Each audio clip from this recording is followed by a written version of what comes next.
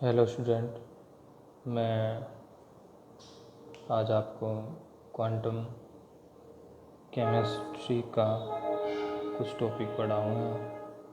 इसमें सबसे पहला जो टॉपिक मैं आपको पढ़ाऊँगा वो ब्लैक बॉडी रेडिएशन के बारे में बताऊँगा कि क्या होता है। ठीक है, तो सबसे पहले ये टॉपिक हम स्टार्ट करते हैं ब्लैक बॉडी रेडिएशन। और पेपर के पॉइंट ऑफ व्यू से बताएं तो ब्लैक बॉडी रेडिएशन का जो टॉपिक है वो बहुत ही इम्पोर्टेंट है। ठीक है, तो ब्लैक बॉडी रेडिएशन को समझने के लिए सबसे पहले हम अपनी जो लाइट रेडिएशन आती है सन से, इसके बारे में कुछ स्टडी कर लेते हैं।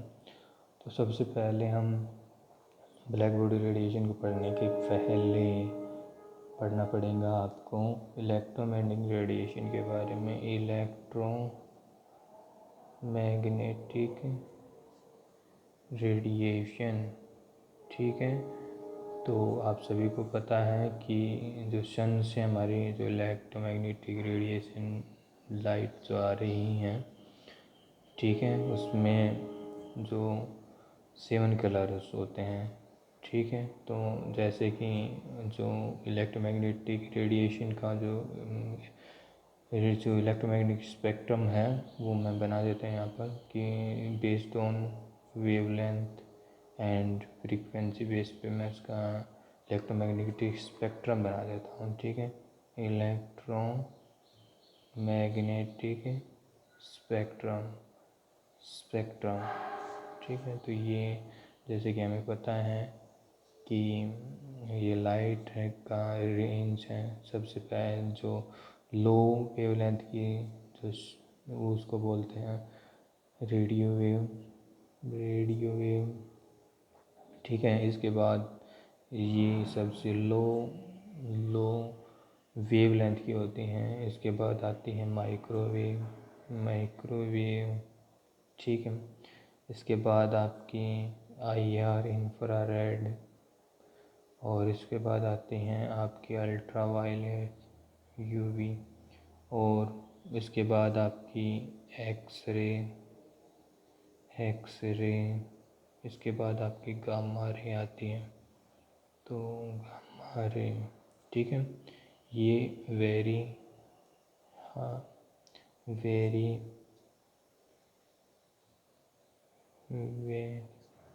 यहाँ पर जो इसकी जो एनर्जी है, यहाँ पर रेडियो वेव की जो एनर्जी है, ठीक है, वो वेरी लो होती है। वेरी लो एनर्जी रेडिएशन, ठीक है। और ये वेरी हायर एनर्जी रेडिएशन होती है। और IR और UV रीजन के बीच में एक रीजन जो सेटअप होता है उसको बोलते हैं विजिबल रीजन। ठीक है, और ये विजिबल रीजन है, ये एक्चुअल में हमें दिखाई देता है। ठीक है, एक्चुअल में हमें क्या करते हैं, हमें दिखाई देता है। और ये विजिबल रीजन जो वाइट लाइट जो इलेक्ट्रोमैग्नेटिक रेडिएशन है, ठीक है, उसका जो ये जो विजिबल है अल्ट्रा वायलेट और IR के बीच का जो रीजन है ये हमें दिखाई देता है। ठीक है, तो ये जो विजिबल रीजन है इसको वाइट लाइट वाला रीजन भी बोलते हैं, वाइट लाइट रीजन। ठीक है, रीजन भी बोलते हैं। और जो वाइट लाइट है ये आपको पता है कि 7 कलर से मिलकर बनती है। ठीक है, 7 कलर वेब के, ठीक है ना, वे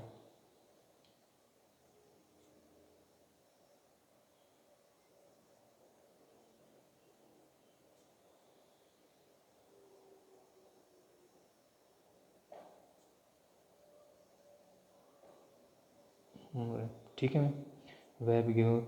ठीक है, तो लगभग ये इस टाइप के रंग से मिलकर बनती हैं। वेब गेव वायलेट होता है, violet, blue, green, yellow, orange and red.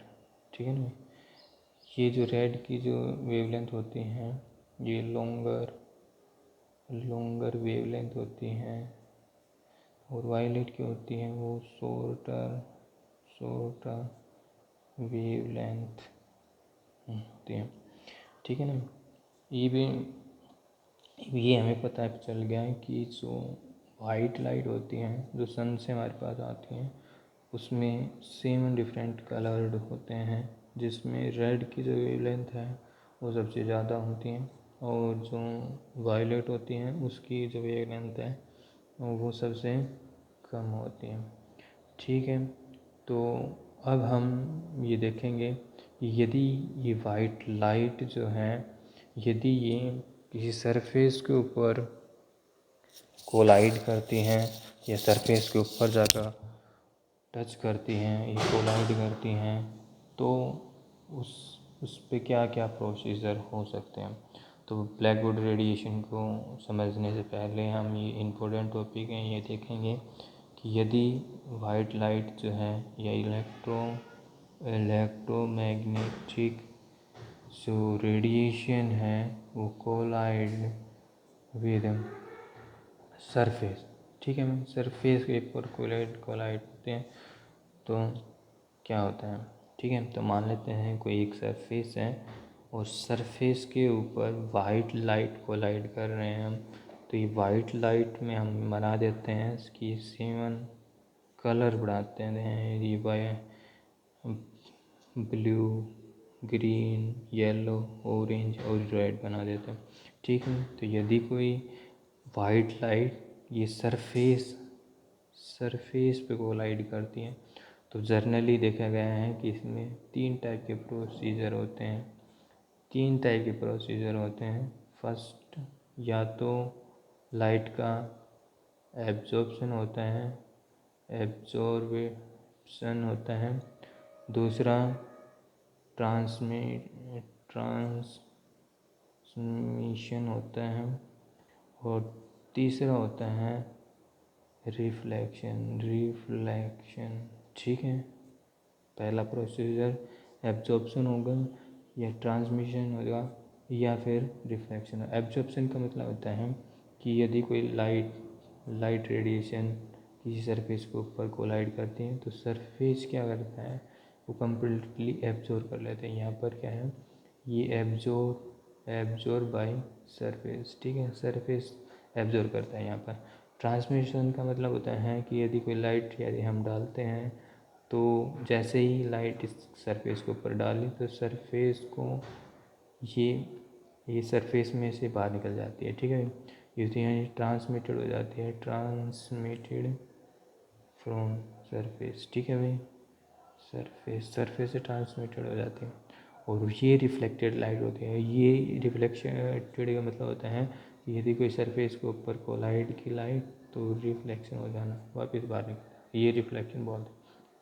ठीक है, रिफ्लेक्शन हो जाना।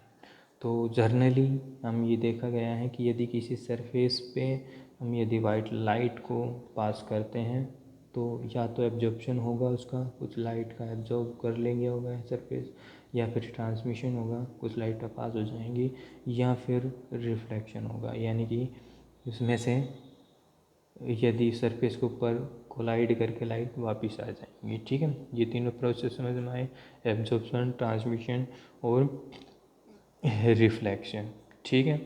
इसके बाद हम देखेंगे कि यदि कोई जर्नल बॉडी है, यदि हम इसको हीट यानी कि उसके ऊपर इलेक्ट्रोमैग्नेटिक रेडिएशन यदि हम डालते हैं तो हमें पता है अभी मैंने 3 प्रोसेस होंगे, और जो ये रिफ्लेक्शन होता है ना, ये रिफ्लेक्शन ये एक्चुअल में क्या करता है, ये कलर शो करता है बॉडी का। ठीक है ना। ये जो रिफ्लेक्शन प्रोसेस है, रिफ्लेक्शन जो हुआ है लाइट का, ठीक है ना, लाइट का जो भी रिफ्लेक्शन होता है इसके वजह से हमें कलर नोटेशन होता है। ठीक है, कलर नोटेशन होता है। ठीक है, नोटेशन होता है। जैसे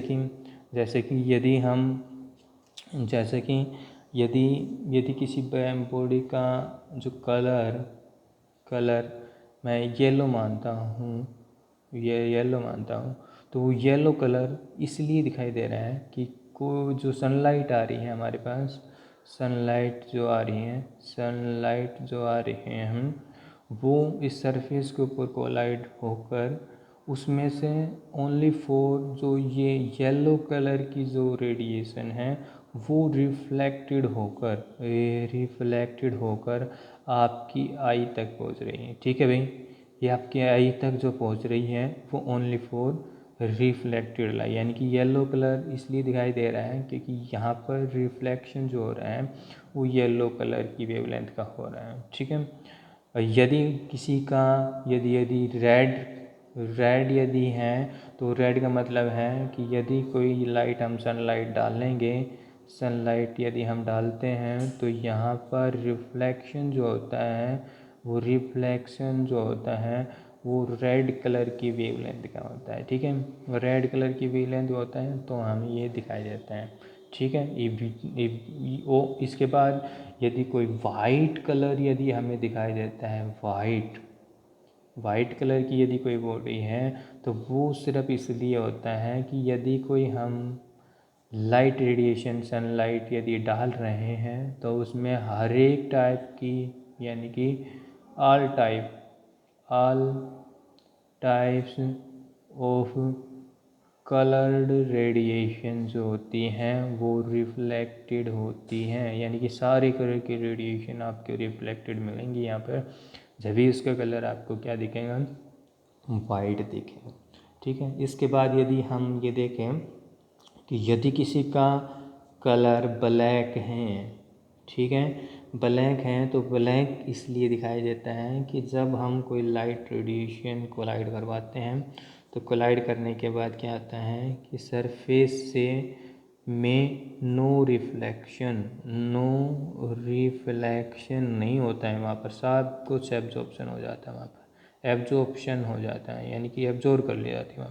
ठीक है, तो रिफ्लेक्शन यहाँ पर बिल्कुल नहीं हुआ तो इसका मतलब आपको कुछ नहीं दिखाई देगा, बिल्कुल ब्लैक हो जाएगा। ठीक है, तो ये black colour due to no reflection. ठीक है, आपकी आई के पास कोई भी रिफ्लेक्शन नहीं आएगा, यदि रिफ्लेक्शन नहीं आएगा तो फिर आपको क्या दिखेगा, उसका कलर ब्लैक दिखेगा। तो आपको पता चला अब कि भाई किसी भी सब्सटेंस का या बॉडी का यदि हमें जो कलर मिलता है वो ड्यू टू रिफ्लेक्शन मिलता है, यदि रिफ्लेक्शन नहीं हो तो हमें उस कलर का, उस बॉडी का जो कलर है वो बिल्कुल ही आपको क्या दिखेगा, ब्लैक दिखेगा। ठीक है, ब्लैक नज़र आएगा। इसके बाद हम जो चलते हैं, इसके बाद हम ब्लैक बॉडी रेडिएशन पे चलते हैं, ब्लैक बॉडी रेडिएशन। ठीक है, तो ब्लैक बॉडी रेडिएशन को समझने से पहले जर्नली हम कोई आइडियल बॉडी को देखते हैं कि यदि कोई आइडियल बॉडी कोई भी ले लेते हैं कि भाई कोई ऐसी एक बॉडी ले लेते हैं और उसके ऊपर स्टडी करते हैं, फिर हम ब्लैक बॉडी के ऊपर काम करेंगे। ठीक है, तो यदि हम किसी भी सब्सटेंस लेते हैं उस पर रेडिएशन, वही मैं कह रहा हूँ बार बार, यदि हम सनलाइट यदि कोलाइड करवाते हैं तो सब्सटेंस में क्या होता है, 3 प्रोसीजर होंगे, एक एब्जॉर्प्शन होगा, ट्रांसमिशन होगा या फिर रिफ्लेक्शन होगा। तो कुछ लाइट यहाँ पर रिफ्लेक्टेड हो जाएंगी, कुछ लाइट ट्रांसमिटेड हो जाएंगी और कुछ लाइट यहाँ पर क्या हो जाएंगी, एब्जॉर्प्शन हो जाएगा। तो मैं यहाँ पर हम बात कर रहे हैं एब्जॉर्प्शन की। ठीक है, तो हम ये देख रहे हैं कि यदि कोई लाइट यदि हम सरफेस पे डालते हैं तो ये क्या करता है, सरफेस यहाँ पर ये सम पार्ट क्या होता है, some part of light absorb हो जाती है। ठीक है भाई, एब्जॉर्ब हो जाती है। एब्जॉर्ब होने के बाद क्या होता है कि जो सरफेस होता है, सरफेस की जो एनर्जी है, ठीक है भाई, एनर्जी क्या होती है, इंक्रीज हो जाती है, एनर्जी क्या होती है, इंक्रीज हो जाती है। और इंक्रीज होने के बाद क्या होता है कि इसका टेम्परेचर जो होता है, टेम्परेचर ऑफ सरफेस क्या होता है, वो इंक्रीज होना शुरू हो जाता है। ठीक है, टेम्परेचर ऑफ द सरफेस क्या होता है, वो इंक्रीज होना शुरू हो जाता है। और ये जो टेम्परेचर इंक्रीज होता है इसके बाद क्या होता है कि एक लिमिट के बाद क्या होता है कि जैसे टेम्परेचर इस बॉडी का इंक्रीज़ होता है उसके बाद क्या है, ये जो बॉडी है वो क्या करते हैं, ये बॉडी जो है वो रेडिएशन, डिफरेंट वेवलेंथ की जो रेडिएशन है वो इमिट करना शुरू कर देती है अपने में से। यानी कि क्या हुआ कि यदि कोई सरफेस है उस पर रेडिएशन यदि आप डालोगे, डालने के बाद क्या होगा कि इस बॉडी का जो टेम्परेचर है वो इंक्रीज़ होगा। टेम्परेचर इंक्रीज़ होने के बाद क्या होती है, ये बॉडी भी डिफरेंट वेवलेंथ जो है electromagnetic radiation, different wavelength of electromagnetic radiation जो है वो इमिट करता है, इमिटेड, ठीक है, सॉरी इमिटेड, ठीक है, इमिट करता है, ठीक है। तो इसका मतलब ये हुआ कि यदि हम किसी सरफेस पे रेडिएशन डालेंगे तो वो सबसे पहले एब्जॉर्प्शन करेंगे, एब्जॉर्प्शन करने के बाद उसकी एनर्जी इंक्रीज़ होगी और वो डिफरेंट टाइप की वेवलेंथ की रेडिएशन जो है वो अपने में से इमिट करता है, ठीक है। इसके बाद आते हैं हम, ये तो जर्नली होगी कोई भी आइडियल बॉडी, यानी कि जर्नली यदि कोई भी बॉडी आप लेंगे और उस पर लाइट डालेंगे तो ऐसा प्रोसीजर होता है।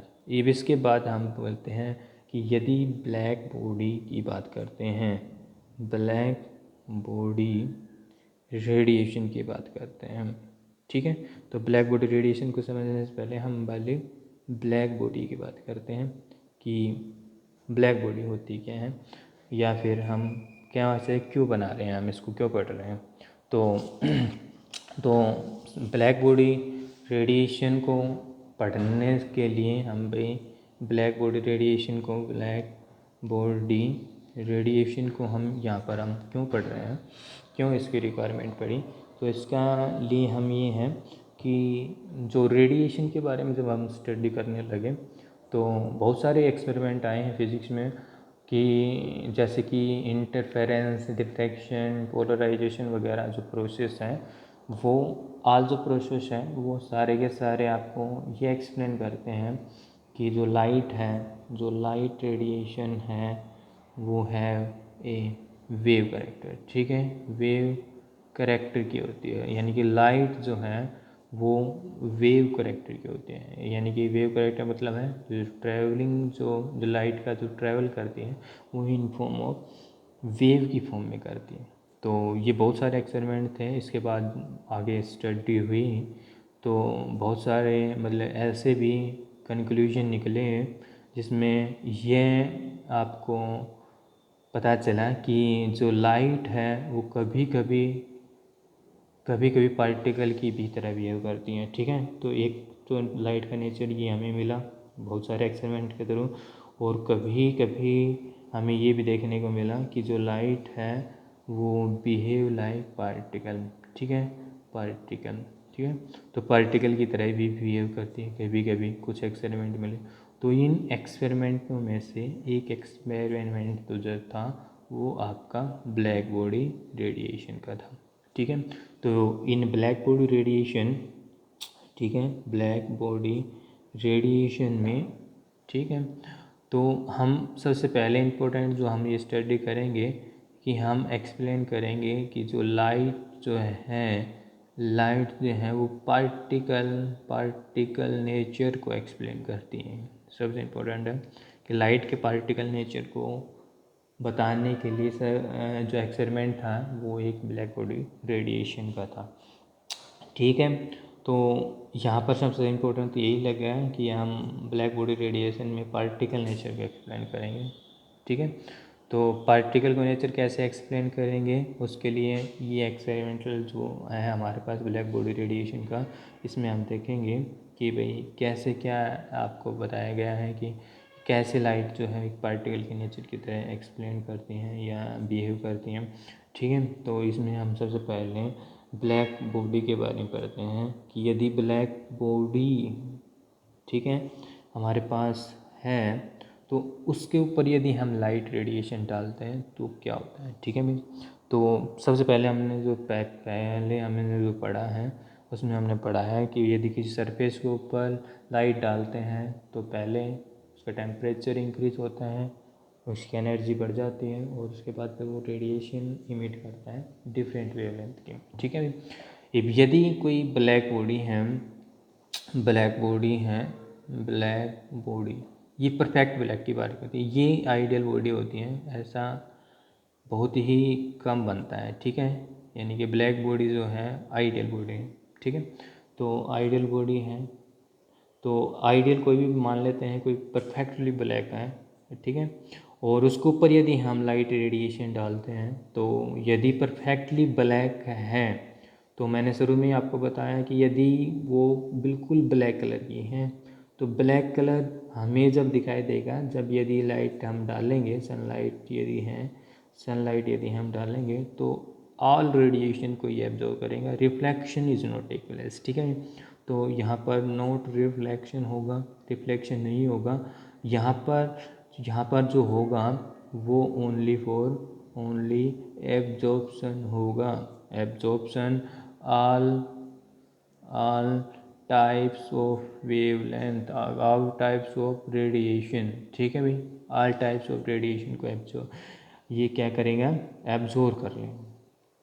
एब्जॉर्ब करने के बाद इस चीज पर जो ब्लैक बॉडी जो होती हैं उसमें भी यही प्रोसीजर होता है कि ब्लैक बॉडी वैसी बॉडी होती हैं जिसमें से यदि हम लाइट रेडिएशन डालें तो वो ऑल वेवलेंथ की रेडिएशन को क्या करें, एब्जॉर्ब करें, यानी कि सारी की सारी वेवलेंथ को क्या करें, एब्जॉर्ब करें। तो ऐसी बॉडी जो सारी की सारी वेवलेंथ को एब्जॉर्ब करती हैं उसको हम क्या बोलते हैं, ब्लैक बॉडी बोलते हैं, ठीक है भाई। तो ब्लैक बॉडी जो है यूनिवर्स में की बात करें तो जो आज तक जो परफेक्टली ब्लैक बॉडी जो बनी है वो कार्बन जो बना है, कार्बन इन ग्रेफाइट फॉर्म, ठीक है भाई, ग्रेफाइट फॉर्म में जो एक्चुअल में जो ब्लैक बॉडी बनी है ये लगभग 99% क्या करती हैं, absorption of radiation take place, ठीक है भैया, टेक प्लेस करती हैं, यानी कि 99, ये भी 100% नहीं है, ये भी क्या है 99% एब्जॉर्प्शन टेक प्लेस करती हैं,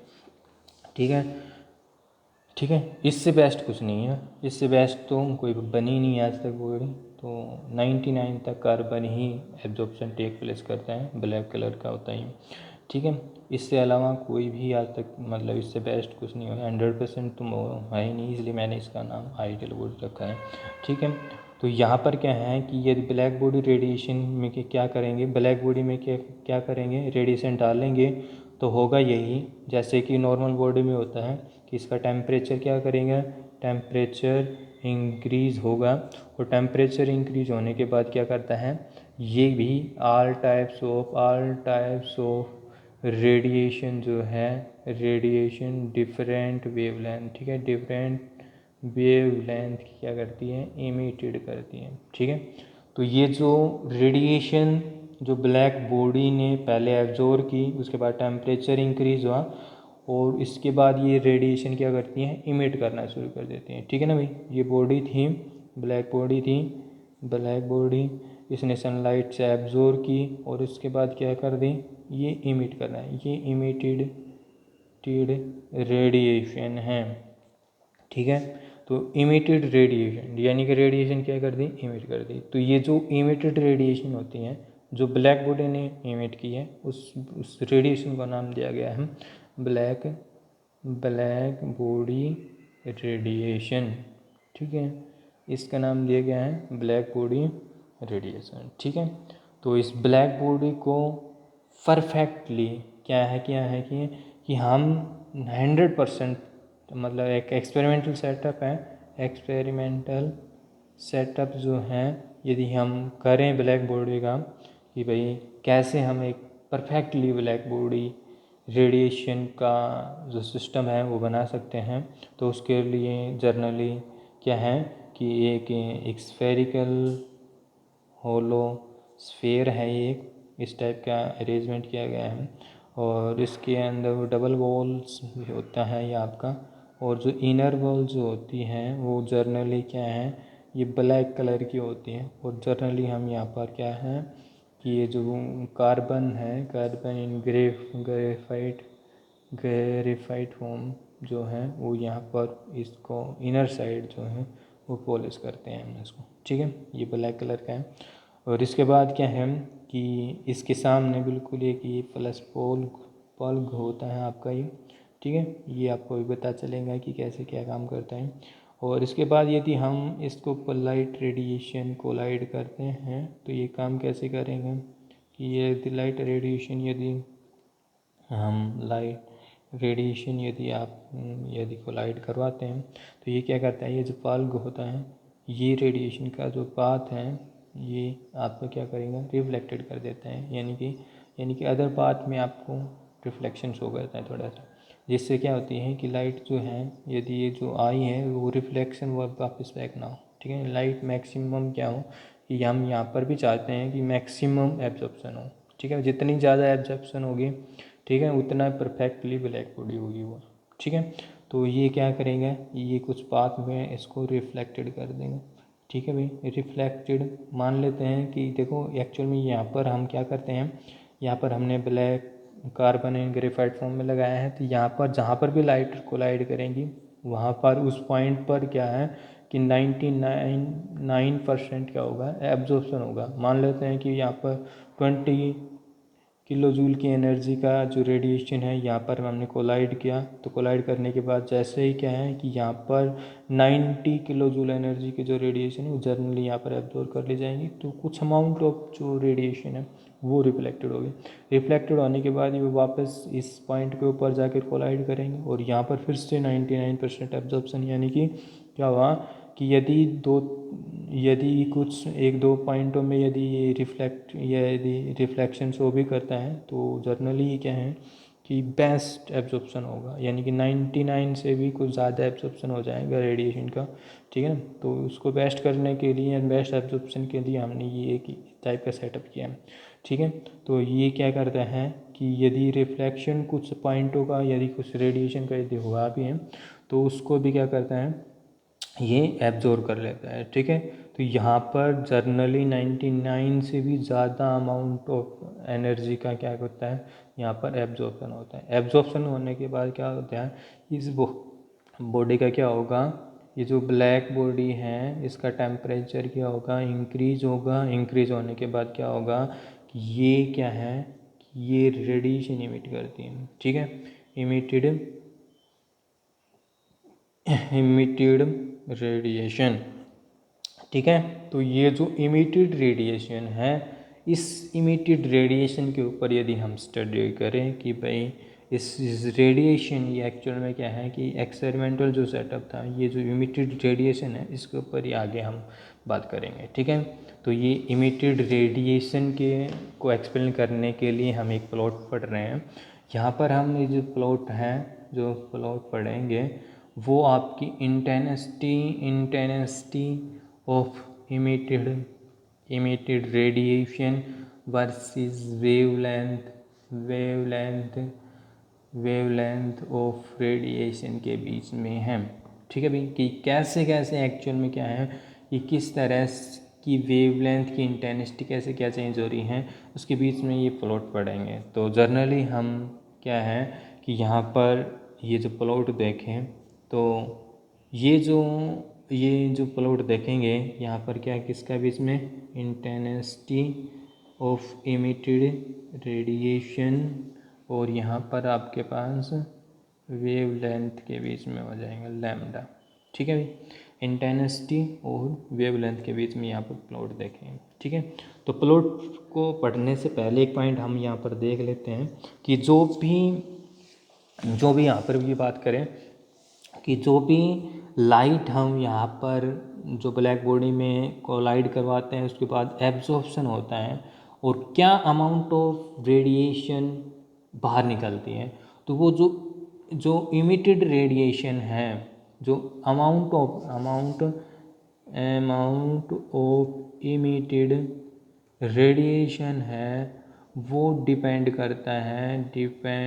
ऑन टेम्परेचर पे भी डिपेंड करता है। कि जैसे यदि हम नॉर्मल रूम टेम्परेचर की बात करें तो रूम टेम्परेचर पे जो एब्जॉर्प्शन होगा वो मान लेते हैं कि कुछ कम अमाउंट का एब्जॉर्प्शन होने के बाद जो इमिटेड रेडिएशन है वो कम होगी। और इसके बाद जैसे जैसे टेम्परेचर को यदि हम इंक्रीज करते हैं तो आपका क्या है कि जो इमिटेड रेडिएशन जो है अमाउंट है वो आपका क्या होता है, इंक्रीज होता है। जनरली क्या होता है कि जैसे जैसे टेम्परेचर यदि हम इंक्रीज करते हैं तो ये जो अमाउंट है, अमाउंट ऑफ इमिटेड रेडिएशन है वो इंक्रीज होता है। ठीक है भाई, अमाउंट ऑफ रेडिएशन जो है वो इंक्रीज होता है। ठीक है, जैसे जैसे टेम्परेचर आप बढ़ाओगे वैसे वैसे आपका जो अमाउंट है वो इंक्रीज होता जाएंगे। तो यहाँ पर हम देखेंगे टेम्परेचर का वेरिएशन, देखेंगे भी टेम्परेचर बढ़ाने की बात करो कैसे कैसे क्या आती हैं। ठीक है, इसके बाद देखो कि यदि लो टेम्परेचर की बात करते हैं, यहाँ पर मैं टेम्परेचर भी इंक्रीज कर रहा हूँ ऊपर की तरफ। टेम्परेचर क्या है, टेम्परेचर इंक्रीजेस। ठीक है भाई, टेम्परेचर ऊपर की तरफ क्या कर रहा है, इंक्रीज कर रहा है। तो एट लो टेम्परेचर के ऊपर जो कर्व आती है वो जर्नली इस तरह से कर्व आती है। ठीक है, जर्नली क्या है कि लो वेवलेंथ के ऊपर इंटेंसिटी ऑफ रेडिएशन जो आएंगी इमिटेड रेडिएशन की, वो आपकी क्या रहेंगी, लो वेवलेंथ पे आपकी इंटेंसिटी लो रहती है। ठीक है, तो जिसके बाद जैसे जैसे आप वेवलेंथ को बढ़ाते हैं, यहाँ पर आकर क्या है, इंटेंसिटी ऑफ रेडिएशन जो है वो ज़्यादा आती है। ठीक है, यानी कि इसका मतलब क्या है कि इस वेवलेंथ की जो यहाँ पर है, ठीक है, इसका मतलब ये है कि जैसे कि ये मैं वेवलेंथ मानूँ कि ये आपका 100 नैनोमीटर पर है। ठीक है, तो ये 100 नैनोमीटर की जो इंटेंसिटी ये आ रही है आपकी मैक्सिमम इंटेंसिटी आ रही है, इसका मतलब ये है कि इस वेवलेंथ की जो रेडिएशन है वो सबसे ज़्यादा क्या हो रही है आपकी इस टेम्परेचर पे इमिट हो रही है। यानी कि ये मान लेते हैं रूम टेम्परेचर आपका मान लेते हैं कि 25 डिग्री सेल्सियस की बात करते हैं। ठीक है, तो 25 डिग्री सेल्सियस पे ये कलर की है रेडिएशन, जो 100 नैनोमीटर की जो रेडिएशन है वो आपकी क्या है, सबसे ज़्यादा क्या हो रही है, इमिट हो रही है इस ब्लैक बॉडी के थ्रू। ठीक है, इसका मतलब ये है कि यदि आप इसका कम रेडिएशन की बात करें, इसकी कम रेडिएशन की बात करें, तो जैसे जैसे इस कर्व में आपको दिख रहा है कि भाई इस वेवलेंथ की बात करें, यानी कि ये मान लेते हैं 50 नैनोमीटर की हैं, तो 50 के ऊपर क्या है कि जो इंटेंसिटी ऑफ रेडिएशन क्या आ रही है, ये आ रही है। ठीक है, इतनी आ रही है। इसका मतलब क्या है कि इस वेवलेंथ की जो रेडिएशन है उसकी कम इंटेंसिटी है, इसका मतलब वो कम आपकी रिफ्लेक्टिव इमिटेड हो रही है आपकी। ठीक है, कम वेवलेंथ जो है वो आपकी बॉडी से बाहर निकल रही है। ठीक है भाई, यानी कि इमिटेड रेडिएशन है उसकी इंटेंसिटी कम है, इसका मतलब उसका वो जो बाहर निकल रही है। ठीक है, इसका मतलब देखो इस कर्व को यदि हम थोड़ा सा और समझें तो इसका मतलब ये है कि यदि हमें देखें तो इंटेंसिटी जो है वो इस पॉइंट पर, यानी कि इस वेवलेंथ की जो इंटेंसिटी है वो सबसे ज़्यादा है। इसका मतलब ये है कि यदि ये बॉडी जो है हमें जो एक्चुअल में जो इमिटेड रेडिएशन है उसकी जो वेवलेंथ है, इस वेवलेंथ की जो इंटेंसिटी है वो आपकी क्या है, सबसे ज़्यादा है। इसका मतलब ये है, थोड़ा सा ध्यान से देखना इसको। ठीक है, कि इस वेवलेंथ की इंटेंसिटी सबसे ज़्यादा है, इसका मतलब ये है कि जो ये वेवलेंथ है, जो ये बॉडी है हमारे पास, ठीक है, उसकी जो ये वेवलेंथ इमिटेड कर रही है वो मैं आपको पहले बता रहा था कि डिफरेंट रेंज ऑफ वेवलेंथ होती है। ठीक है, और उसमें से मैं ये कह रहा हूँ कि ये जो लैम्बडा है 100 नैनोमीटर की जो वेवलेंथ है वो सबसे ज़्यादा इमिट हो रही है, सबसे ज़्यादा, यानी कि से ज़्यादा। ठीक है, ज़्यादा इमिटेड हो रेडिएशन है। इसका मतलब ये है कि इसकी ब्राइटनेस, इस वेवलेंथ की ब्राइटनेस जो होती है वो ज़्यादा होती है। और इसके बाद क्या है कि ये जो वेवलेंथ है जिस कलर की का वेवलेंथ से मैच करेंगे, ये जो वेवलेंथ है जिस कलर की वेवलेंथ से मैच करेगा उसी कलर को ये जो बॉडी है एक्चुअल में शो करती है। ठीक है ना, यानी कि बॉडी का जो कलर है वो ड्यू टू इसकी वजह से आया है भाई जितनी कलर की मैक्सिमम वेवलेंथ जो एक्चुअल में क्या हो रही है, इमिट हो रही है। ठीक है ना, कि मैक्सिमम वेवलेंथ यदि आपकी ये रेंज हो, यदि ये रेड की रेंज में यदि आती है 100 नैनोमीटर, यदि आपका 100 नैनोमीटर की वेवलेंथ यदि रेड के रीजन में आती है, इसका मतलब ये होगा कि इस बॉडी का जो कलर है एक्चुअल में लो टेम्परेचर के ऊपर इसका क्या दिखेगा, रेड दिखेगा। जैसे कि एग्जांपल के लिए कि जैसे कि यहाँ जो मोमबत्ती है उसको देखते हैं हम। ठीक है भाई, कैंडल को देखते हैं।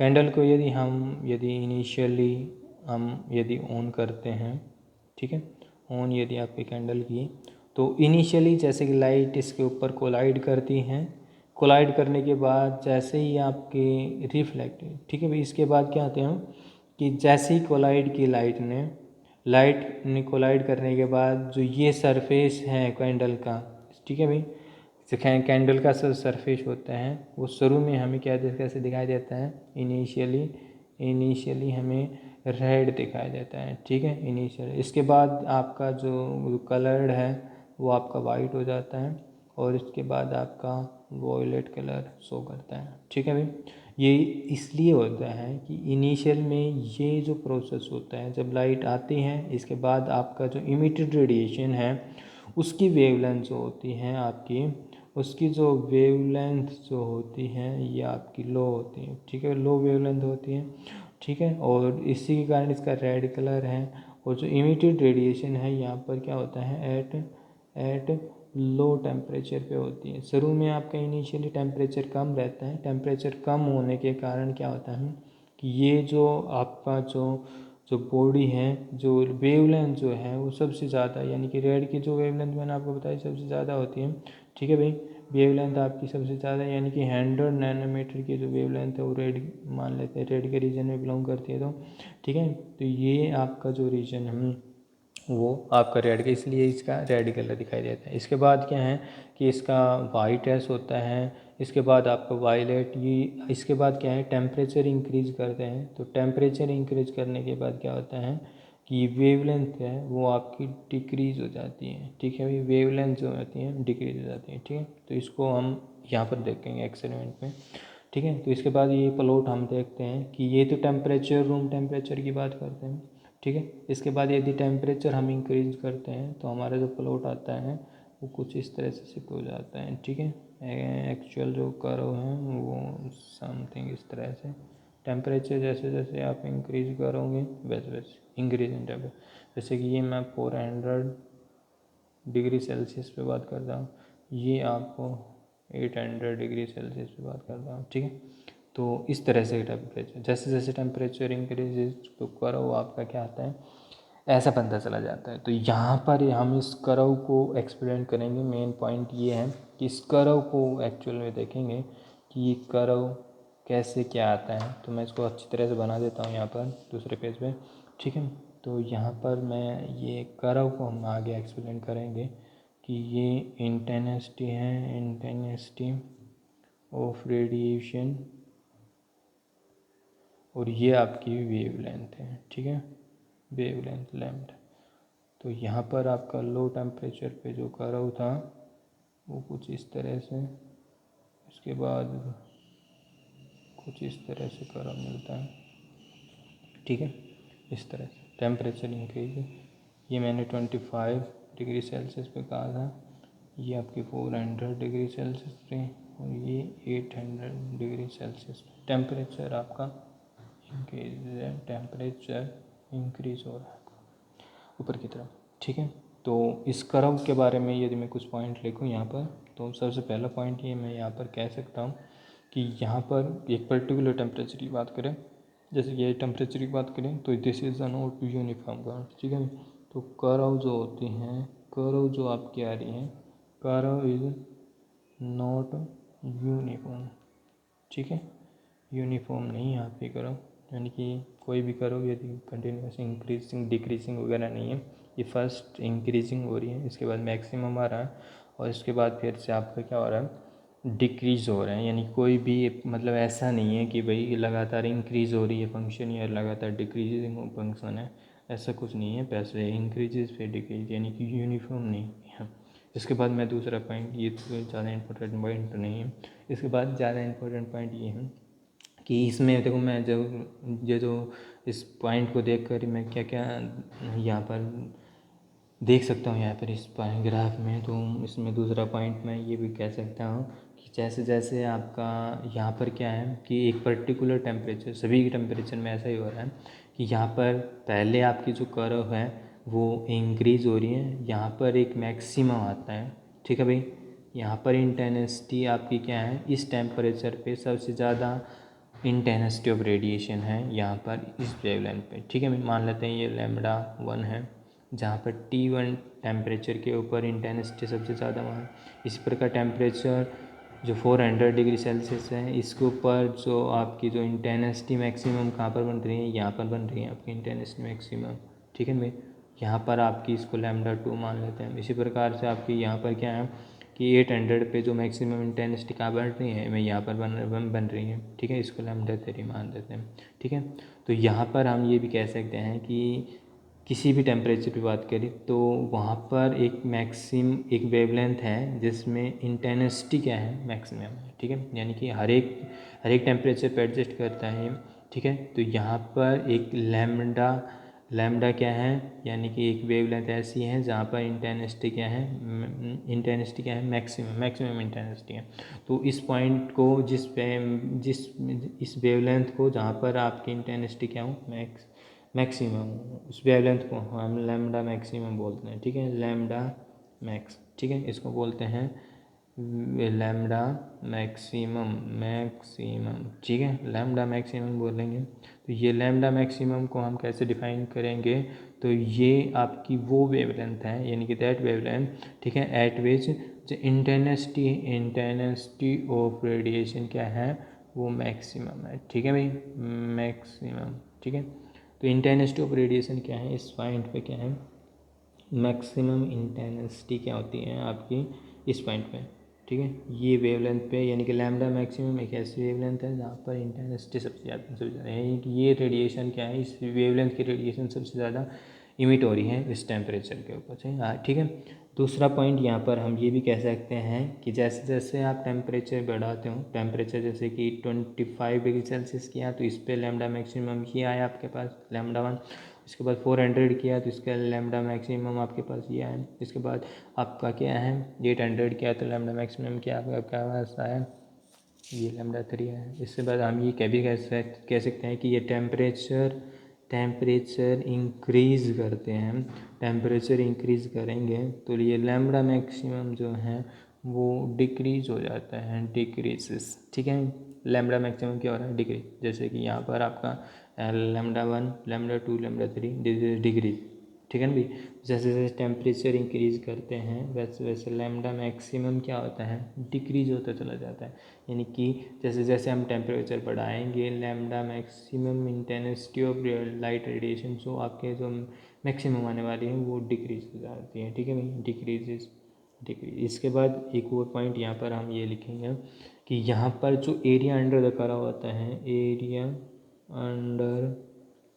अंडर द कर्व, ठीक है, एरिया अंडर द कर्व किसी भी टेम्परेचर की बात करें, जैसे कि ये टेम्परेचर की बात करते हैं कि जैसे कि ये 25 डिग्री सेल्सियस वाला टेम्परेचर की बात करते हैं कि ये जो कर्व है इसका, ये जो कर्व है ये 25 डिग्री सेल्सियस की बात करते हैं, इंटेंसिटी और वेवलेंथ, ठीक है।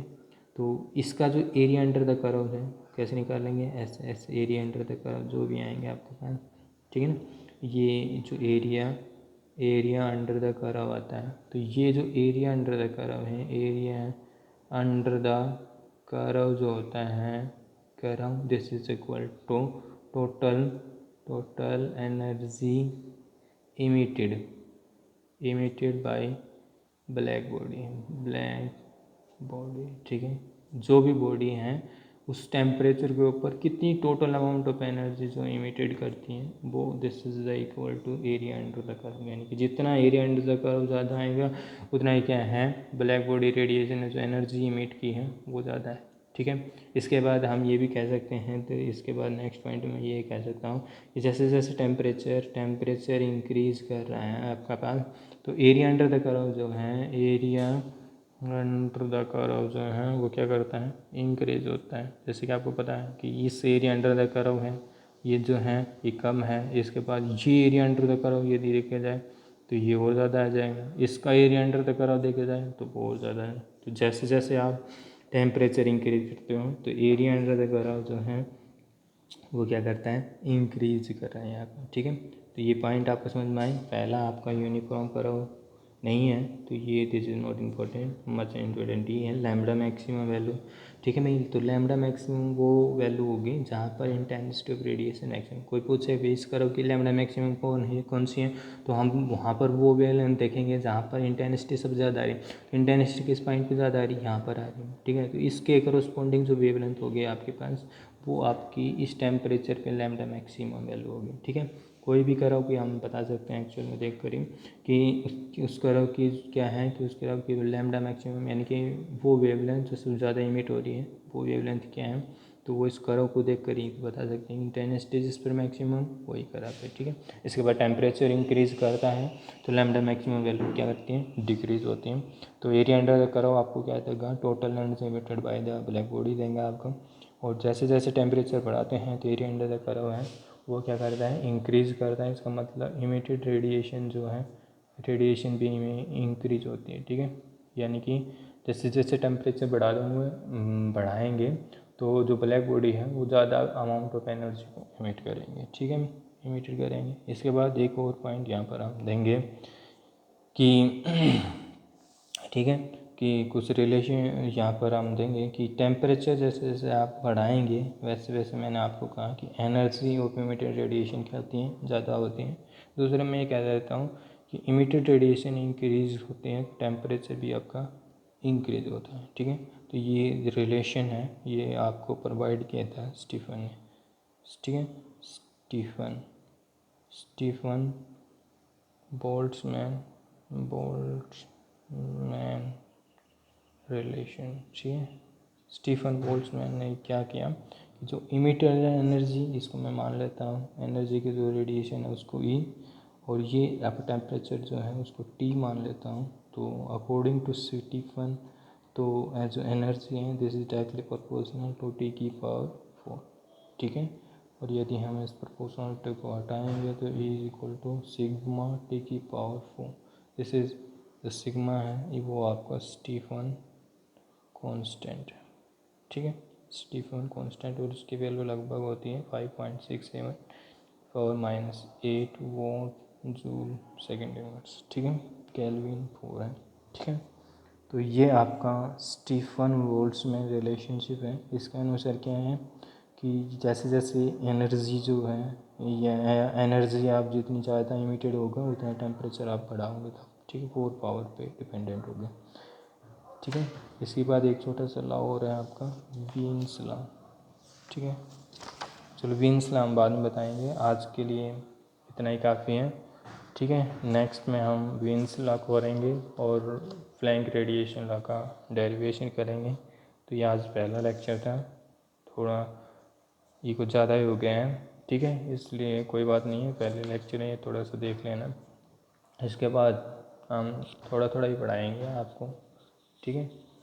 तो थैंक यू।